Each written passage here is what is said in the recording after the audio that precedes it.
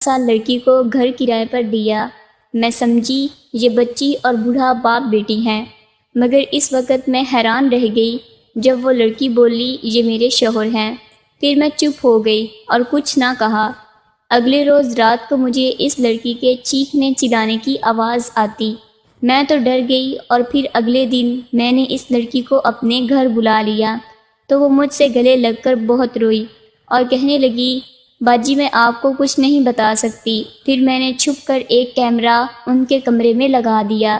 پھر اگلی رات کیمرہ چلایا تو میری روح لرز گئی کہ وہ بوڑھا تو مجھے اپنا گھر کسی شریف فیملی کو کرائے پر دینا تھا، کیونکہ میں اکیلی عورت تھی اور بھری جوانی میں ہی بیوہ ہو گئی تھی۔ اچانک ایک دن بوڑھا آدمی اور ایک لڑکی گھر دیکھنے آئے تو میں نے فوراً انہیں گھر کرائے پر دے دیا۔ میں سمجھی کہ یہ بچی اور وہ بوڑھا باپ بیٹی ہیں، مگر اس وقت حیران رہ گئی جب وہ لڑکی بولی یہ میرے شوہر ہیں۔ مگر اب ہر رات مجھے اس لڑکی کے چیخنے چلانے کی آواز آتی تو میں ڈر کر جاگ جاتی اور پھر صبح فجر کے بعد نیند آتی۔ اب مجھے لگنے لگا تھا جیسے اس لڑکی پر کچھ ظلم ہوتا ہے۔ میں نے بوڑھے آدمی سے چھپ کر اس لڑکی کو اپنے گھر بلا لیا تو وہ میرے گلے لگ کر روتے ہوئے بے ہوش ہو گئی۔ کچھ دیر بعد ہوش آیا تو بولی باجی اگر آپ میری مدد کرنا چاہتی ہیں تو میرے کمرے میں کیمرہ لگا دے۔ کیمرہ لگانا تو مشکل تھا۔ میں نے اسے اپنا موبائل دیا اور کہا کہ اس سے ویڈیو ریکارڈ کر لینا، میں پولیس کو دکھاؤں گی۔ وہ مان گئی، مگر اگلی رات جب میں تنہا رہ گئی تھی تو رشتہ دار بھی ساتھ چھوڑ گئے تھے۔ میں تھی اور پہاڑ جتنی لمبی زندگی، سمجھ نہیں آتا تھا کہ اب کیا کروں۔ آج پھر رات کے وقت کتے بھونک رہے تھے اور ان کے بھونکنے کی آواز سن کر میرا دل دہل رہا تھا۔ شاید عدنان کی زندگی میں بھی بھونکتے ہوں گے، مگر جب میرے سر پر شوہر کا سایہ سلامت تھا تو کسی چیز کا ڈر نہیں تھا، نہ ہی ان کتوں کی آواز کبھی اس طرح سے خوف میں مبتلا کیا کرتی تھی۔ اب تو ایک ایک لمحہ صدیوں کے برابر لگتا تھا اور یوں ہی آنکھوں میں رات کٹ جایا کرتی تھی۔ میں یہی سوچتی تھی کہ اگر گھر میں چور گھس آئے تو میں کیا کروں گی۔ آج کل تو چور گھر کے سامان کو لوٹنے کے ساتھ ساتھ عورتوں کی عزت کے ساتھ بھی کھیل کر جایا کرتے ہیں۔ ساری رات مجھے یہی ڈر لگا رہتا تھا کہ شاید یہ کتے چوروں کو دیکھ کر بھونک رہے ہوں گے۔ میں نے اپنے خوف سے بچنے کا یہی حل نکالا تھا کہ میں اپنے گھر کے اوپر والے پورشن کو کرائے پر چڑھا دوں، یوں مجھے سہارا بھی مل جائے گا اور اس مہنگائی کے دور میں چلو چار پیسے بھی میرے پاس آ جایا کریں گے۔ میں نے اب اس منصوبے پر عمل کرنے کی ٹھانی تھی۔ یوں تو محلے میں بھی کبھی کبھار ہی نکلا کرتی تھی، آج میں نے خاص کر آس پاس کے گھروں میں گئی تھی۔ میں نے ایک ایک فرد سے کہا تھا کہ اگر کسی کو کرائے کے لیے گھر کی تلاش ہے تو اسے میرے پاس بھیج دیجیے گا۔ شرط یہ ہے کہ کرائے کے لیے آنے والے لوگ شریف ہوں، اور میں کسی طرح اکیلے شخص کو گھر کرائے پر نہیں دوں گی، بلکہ کوئی فیملی ہی آئے۔ مجھے نہیں معلوم تھا کہ میری اس قدر جلد سنی جائے گی۔ شام کے وقت میرے گھر میں وہ لوگ آ گئے۔ ایک بزرگ تھا اور اس کے ساتھ ایک جوان لڑکی آئی تھی۔ میں نے ان کو ڈرائنگ روم میں لا کر بٹھا دیا تھا اور بولی آپ کو میں جانتی نہیں ہوں، اس لیے آپ کی تشریف آوری کا مقصد جاننا چاہتی ہوں۔ وہ بوڑھا شخص کہنے لگا دراصل آپ نے کہا تھا کہ آپ اپنے گھر کو کرائے پر چڑھانا چاہتی ہیں، ہمیں بھی رہنے کے لیے ٹھکانے کی ضرورت تھی، اس لیے یہاں آ گئے ہیں۔ میں نے سر ہلا دیا اور بولی ٹھیک ہے، مجھے ویسے بھی کسی شریف سی فیملی کی تلاش تھی، یہ تو اچھا ہو گیا کہ آپ باپ بیٹی میرے گھر پر رہیں گے۔ میری یہ بات سن کر اس بوڑھے کے چہرے کے تواضع ہی بدل گئے۔ پھر وہ لڑکی جلدی بولی نہیں، یہ میرے والد نہیں ہیں بلکہ میرے شوہر ہیں۔ یہ الفاظ اس کم عمر لڑکی نے ادا کیے تھے۔ اس ساری گفتگو میں وہ پہلی بار بولی تھی۔ مجھے بے تحاشا شرمندگی ہوئی تھی۔ میں نے تو کبھی بھی بے موقع بات نہیں کی تھی، نہ جانے آج مجھے کیا ہو گیا تھا۔ میں نے جلدی سے معذرت کی اور بولی میری بات سے آپ لوگوں کی دل آزاری ہوئی ہے، مجھے معاف کر دیں۔ اس کے علاوہ میرے پاس کہنے کے لیے کوئی اور الفاظ نہیں تھے، اور بوڑھا شخص بولا کوئی بات نہیں بہن، آپ یہ بتائیں کہ آپ ہمیں یہ گھر کرائے پر دیں گی؟ میں بولی جی کیوں نہیں، میں اپنے گھر کا اوپر والا پورشن آپ کو دے دیتی ہوں۔ تب اس شخص کے چہرے پر اطمینان بھری مسکراہٹ پھیل گئی تھی۔ میں نے مسکرا کر اس کی بیوی کی جانب دیکھا تو اسے دیکھ کے ایسا لگا جیسے وہ بہت پریشان ہو، گھبرائی ہوئی ہو اور اداس بھی ہو، مگر میں نے سر جھٹک دیا کہ شاید یہ میرا وہم ہو۔ خیر، میں نے ان لوگوں کو اوپر والا پورشن دکھا دیا تھا جو کہ انہیں بہت پسند بھی آ گیا۔ کرائے کی بات ہوئی تو جمشید صاحب منہ مانگا کرایہ دینے کو بھی تیار ہو گئے تھے۔ یہ میرے لیے خوشی کی بات تھی۔ میں نے اوپر والے پورشن کی چابی ان کو تھما دی اور اطمینان بھری سانس لے کے نیچے آ گئی۔ میں چاہ کر بھی رحیلہ اور جمشید کو اپنے ذہن سے جٹ نہیں پا رہی تھی۔ رحیلہ بہت ہی خوبصورت لڑکی تھی۔ نہ جانے اس کے والدین نے ایسی کون سی مجبوری ہوگی جس کی وجہ سے انہوں نے اپنی پھول جیسی بیٹی جمشید کو دے دی۔ مجھے رحیلہ میں اپنی چھوٹی بہن نظر آ رہی تھی۔ میں نے سوچا کہ چلو اب تو وہ یہیں پر رہے گی تو میں اس سے سب کچھ جان لوں گی۔ خیر، شام ہوئی تو مجھے میری امی کی پرانی روایات یاد آنے لگی۔ جب بھی ہمارے محلے میں کوئی نئے لوگ آ کر بستے تھے تو امی ایک پہر کا کھانا ان کو ضرور بنا کر دیا کرتی تھی۔ وہ یہ سوچا کرتی تھی کہ نہ جانے ان لوگوں کے پاس چولہا چوکی کرنے کا پورا انتظام ہے بھی یا نہیں۔ میں بھی کچن میں آ گئی تھی۔ پہلے تو میں ایک بندی کا کھانا بنایا کرتی تھی، لیکن آج میں نے 3 لوگوں کا کھانا بنایا تھا۔ میں نے اچھے طریقے سے ٹرے سجائی اور اوپر کی جانب چلی گئی۔ میں نے دروازے پر دستک دی مگر کسی نے دروازہ نہیں کھولا۔ اب میں یہ سوچ کر پریشان ہو رہی تھی کہ میں نے اوپر آ کر نہ جانے اچھا بھی کیا ہے یا نہیں۔ مجھے ان لوگوں کو اس طرح تنگ نہیں کرنا چاہیے تھا۔ میں واپس لوٹنے ہی لگی تھی جب دروازہ ایک دم سے ہی کھل گیا۔ سامنے ہی جمشید کھڑا تھا۔ اس نے میرے ہاتھ میں ٹرے دیکھی تو کہنے لگا، بہن آپ نے بلا وجہ تکلیف کیوں کیا؟ میں مسکرا دی اور بولی، نہیں، اس میں تکلیف والی کون سی بات ہے، کہ یہ تو میرا فرض بنتا تھا۔ ویسے بھی اسلام میں ہمسایوں کے حقوق بہت زیادہ ہیں، اور پھر آپ لوگ تو میرے ساتھ ہی رہنے لگے ہیں، مجھے اتنا تو کرنا ہی تھا۔ جمشید صاحب بولے، دراصل رحیلہ کھانا بنانے ہی لگی تھی، آپ نے خواہ مخواہ زحمت کی۔ میں بولی، آج کے دن رحیلہ بھی آرام کر لے، ویسے وہ ہے کہاں، میں ذرا اس سے بھی سلام دعا لے لوں۔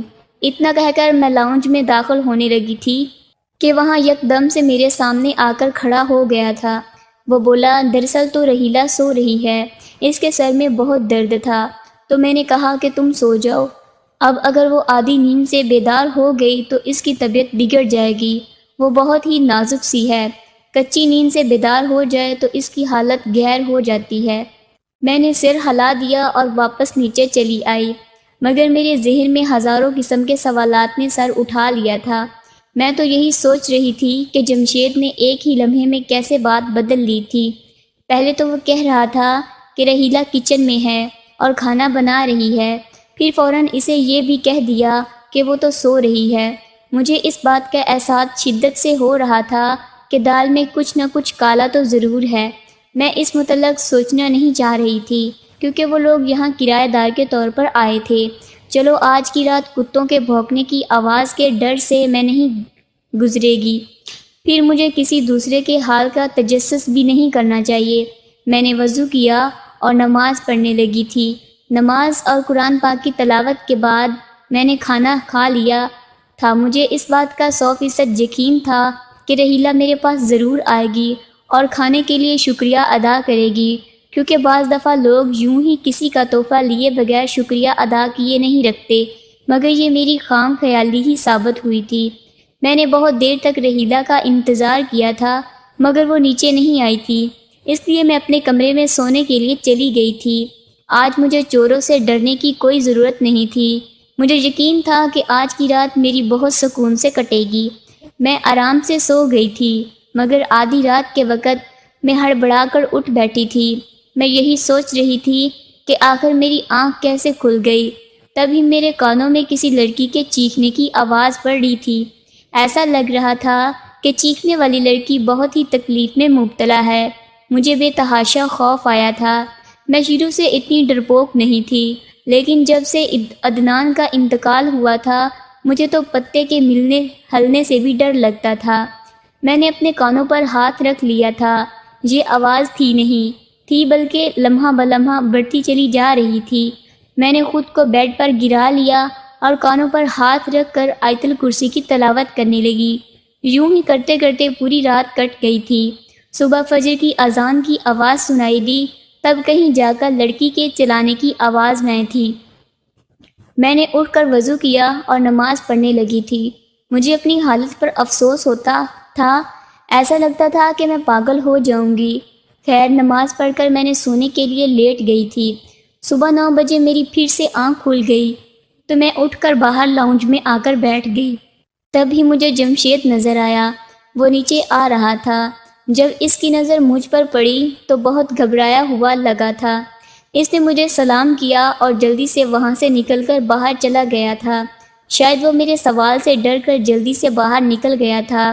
جمشید کے حلیے سے یہی ظاہر ہو رہا تھا جیسے وہ آفس کے لیے نکلا ہو۔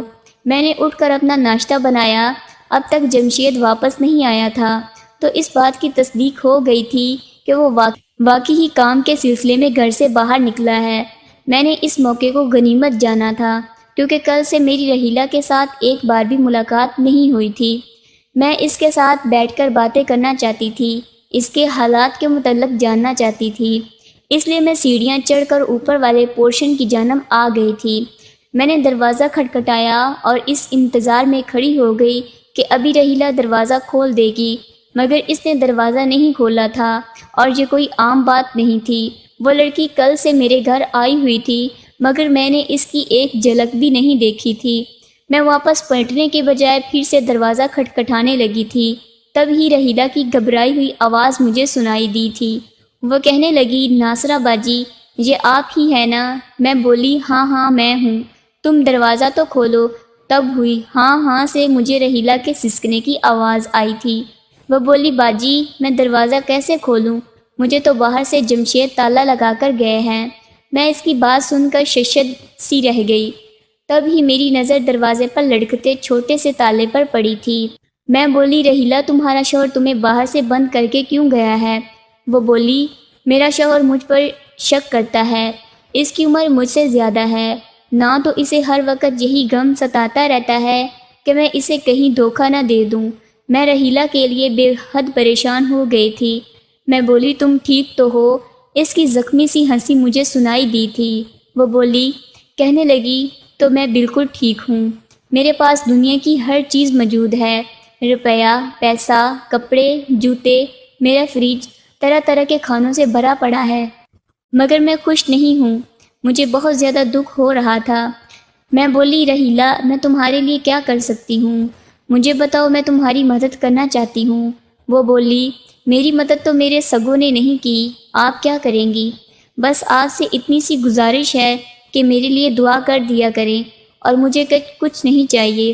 میں بولی، کیوں نہیں؟ میں واپس پلٹنے لگی تو رحیلہ بولی، باجی ناصرہ، آپ پلیز جمشید کو مت بتائیے گا کہ آپ یہاں پر آئی تھی یا میں نے آپ سے کچھ بھی کہا ہے۔ میں بولی، ہاں ہاں تم بالکل بھی فکر مت کرو، ایسا ہی ہوگا، میں اس سے کسی بات کا ذکر نہیں کروں گی، الٹا کہہ کر میں نیچے آ گئی تھی۔ مجھے رو رو کر رحیلہ کے والدین پر غصہ آ رہا تھا کہ آخر انہوں نے ایسا کیا ہی کیوں تھا۔ انہوں نے اپنی پھول جیسی بچی کی شادی ایک بڑی عمر کے مرد سے کیوں کر دی جو اپنی ساری زندگی اس پر شک کرتے ہوئے گزار دے گا۔ شام ہوئی تو جمشید واپس آ گیا تھا۔ مجھے سلام کر کے وہ اوپر چلا گیا تھا۔ میں سوچنے لگی کہ کاش یہ اپنی بیوی کو یوں قید میں نہ رکھتا تو کتنا اچھا ہوتا۔ چلو ہم دونوں لڑکیوں کی آپس میں دوستی ہو جاتی، ہم اپنے غم بانٹ لیتی، مگر اب کیا ہو سکتا تھا۔ خیر، میں اپنے روزمرہ کے معاملات نپٹانے لگی اور سونے کے لیے لیٹ گئی تھی۔ آج پھر آدھی رات کے وقت میری آنکھ کھل گئی تھی اور آج بھی وہی ہوا جس نے مجھے کل سونے نہیں دیا تھا۔ مجھے کسی لڑکی کے چیخنے کی آواز سنائی دی تھی۔ میں نے کان لگائے تو مجھ پہ یہ حقیقت آشکار ہو گئی تھی کہ یہ آواز تو بہت قریب سے آ رہی تھی۔ کہاں سے آ رہی ہے یہ آواز بھلا؟ مجھے اس چیز کا سراغ ہر صورت میں لگانا تھا۔ میں اپنے کمرے سے باہر آ گئی تو اب چیخنے کی آواز زیادہ قریب سے سنائی دی تھی۔ تب مجھے اندازہ ہوا تھا کہ یہ چلانے کا شور نہیں بلکہ اوپر والے پورشن سے آ رہا تھا، اور چیخنے والی لڑکی کوئی اور نہیں بلکہ رحیلہ ہے۔ ایک لمحے کے لیے تم کہہ سکتے کہ عالم میں آ گئی تھی۔ پھر میں جلدی سے سیڑھیاں چڑھ گئی تھی۔ مجھے رحیلہ سے پہلی نظر میں ہی بڑی محبت ہو گئی تھی۔ اب بھلا میں اسے کیسے پریشانی میں چھوڑ سکتی تھی؟ میں نے زور زور سے دروازہ پیٹنا شروع کر دیا تھا۔ میں کتنی ہی دیر یوں ہی کھڑی دروازہ کھٹکھٹاتی رہی، مگر مجال ہے جو کسی نے ذرا سی بھی زحمت کی ہو، اور ایسا بھی نہیں تھا کہ دروازے کی آواز سن کر شور تھم گیا ہو، بلکہ اب تو مجھے رحیلہ کے چیخنے کی مزید آوازیں آ رہی تھیں۔ دروازہ پیٹ پیٹ کر میرے ہاتھوں میں درد شروع ہو گیا تھا، اسی لیے میں مجبوراً نیچے آ گئی تھی۔ آج رات تو رحیلہ کی فکر میں مجھے نیند بھی نہیں آنے والی تھی، اس لیے میں لانچ میں ہی بیٹھی رہی تھی یہاں تک کہ فجر کی آواز گونجنے لگی تھی۔ صبح جب جمشید گھر نیچے آیا تو مجھے دیکھتے ہی گھبرا گیا تھا۔ وہ باہر نکلنے لگا تھا تو میں بولی، جمشید صاحب میری بات سنیے۔ میں نے اس شخص کے چہرے پر خوف سا ابھرتا ہوا دیکھا تھا۔ وہ میرے سامنے والے صوفے پر بیٹھ گیا اور بولا، میں جانتا ہوں کہ آپ مجھ سے کیا پوچھنا چاہتی ہیں۔ جمشید کے چہرے پر بہت زیادہ اداسی پھیل گئی تھی۔ وہ بولا، آپ کو رحیلہ کی فکر ہو رہی ہے نا کہ وہ کیوں چیختی رہتی ہے؟ مجھے بھی اس کی بے تحاشا فکر ہوتی ہے، مگر میں کچھ بھی کہنے سے قاصر ہوں۔ آپ کے پاس کوئی حل ہے تو مجھے بتا دیں۔ میں نے دیکھا تھا کہ جمشید کی آنکھوں سے آنسو نکل رہے تھے اور وہ مجھ سے نظر بچا کر اپنے آنسو صاف کر رہا تھا۔ میں بولی، آپ مجھے یہ بتائیں کہ اس کے ساتھ مسئلہ کیا ہے، تبھی تو کوئی حل بتا پاؤں گی۔ جمشید نے سر اٹھایا اور آنکھوں میں آنکھیں ڈال کر بولا، رحیلہ کا سب سے بڑا مسئلہ اس کے ناپسندیدہ شخص سے شادی ہے۔ میں نے حیرت سے جمشید کی جانب دیکھا تھا تو وہ ہنسا اور بولا، میری شکل و صورت کو غور سے دیکھیں اور مجھے بتائیں کہ کیا رحیلہ جیسی کم عمر لڑکی میرے ساتھ خوش رہ سکتی ہے؟ اس دن تو آپ نے بھی مجھے اس کا باپ سمجھ لیا تھا۔ مجھ سے بس یہی غلطی سرزد ہوئی تھی کہ میں رحیلہ کے باپ کی باتوں میں آ گیا تھا۔ اس نے مجھ سے کئی لاکھ روپے قرض لیا تھا۔ اس نے 1 سال کے وعدے پر لیا تھا اور 4 سال گزر گئے تھے۔ وہ قرض نہیں لوٹا رہا تھا۔ میں اسے مہلت پر مہلت دیتا رہا، مگر اب میری بھی بس ہو گئی تھی۔ میں نے کہہ دیا کہ اگر اب میرے پیسے واپس نہ کیے تو میں تمہیں پولیس کے حوالے کر دوں گا۔ تو وہ کہنے لگا کہ میرے پاس تمہیں دینے کے لیے 1 روپیہ بھی نہیں ہے۔ تم یوں کرو کہ پیسوں کے عوض میری بڑی بیٹی سے شادی کر لو۔ مجھے اس کی بات نامناسب لگی تھی۔ میں بولا، تم کیا کہہ رہے ہو؟ اس نے اپنی بیٹی کی تصویر میرے سامنے کر دی اور بولا، اگر تم اس سے شادی نہیں کرو گے تو میں کسی اور سے پیسے لے کر اس کو رخصت کر دوں گا۔ دراصل میری شادی بہت کم ہی عمر میں ہوئی تھی۔ میں فقط 22 برس کا تھا اور میری بیوی 18 برس کی تھی۔ ہم دونوں ایک دوسرے کے سنگ بہت خوش تھے، مگر پھر وہ اولاد پیدا کرتے ہوئے انتقال کر گئی۔ نہ اولاد بچی اور نہ ہی بیوی۔ میں نے اپنی بیوی کے ساتھ وفا نبھائی اور 65 برس کی عمر کو پہنچ جانے کے باوجود بھی دوسری شادی نہیں کی تھی۔ میں نے اپنی بیوی کے ساتھ وفا نبھائی اور 65 برس کی عمر کو پہنچ جانے کے باوجود بھی دوسری شادی نہیں کی تھی، مگر اب مجھے تنہائی کا احساس بڑی شدت سے ہوا تھا۔ جی چاہتا تھا کہ کوئی میرا بھی ہو جس سے میں اپنا دکھ سکھ بیان کر سکوں، میں کسی کی سنوں اور کوئی میری سنے۔ میں رحیلہ کے باپ کی باتوں میں آ گیا اور شادی کے لیے ہاں کر دی تھی۔ شادی کی رات رحیلہ نے میرے منہ پر تھپڑ مارا اور مجھ پر تھوک دیا، میں تمہاری کبھی بھی نہیں ہو سکتی۔ تمہیں شرم آنی چاہیے تھی، اپنی بیٹی کی عمر کی لڑکی سے شادی کرتے ہو۔ اب وہ ہر رات مجھے زیچ کرنے کے لیے چیختی چلاتی ہے۔ اسی وجہ سے مجھے اپنا آبائی گھر بھی چھوڑنا پڑ گیا، کیونکہ لوگ مجھ پر شک کرتے تھے کہ شاید میں اپنی بیوی پر تشدد کرتا ہوں۔ میں یوں ہی گھر بدلتا رہتا ہوں۔ لوگ رحیلہ کی وجہ سے مجھے جینے نہیں دیتے۔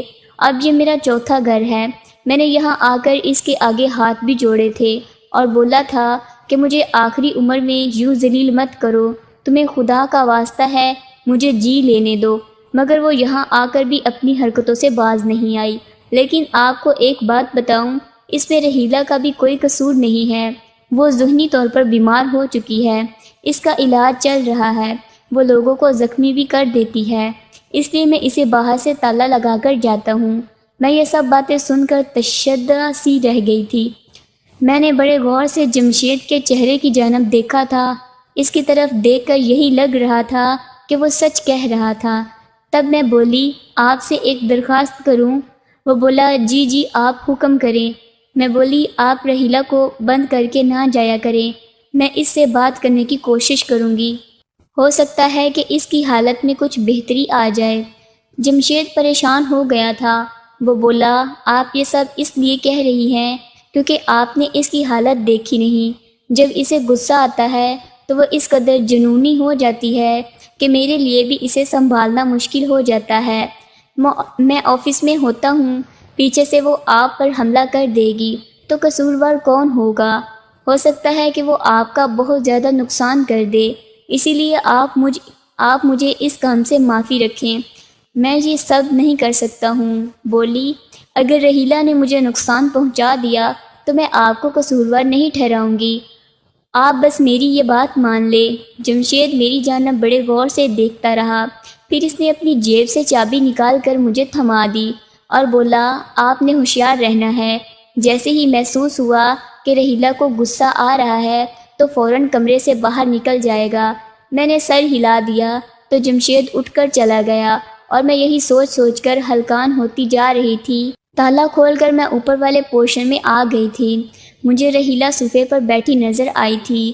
وہ کسی گہری سوچ میں گم تھی اور بار بار اپنے آنسو پونجھ رہی تھی۔ میں نے اس کو پکارا تو وہ مجھے دیکھ کر اچھل پڑی تھی، پھر دل پر ہاتھ رکھ کر بولی، آپ نے تو میری جان ہی نکال دی تھی۔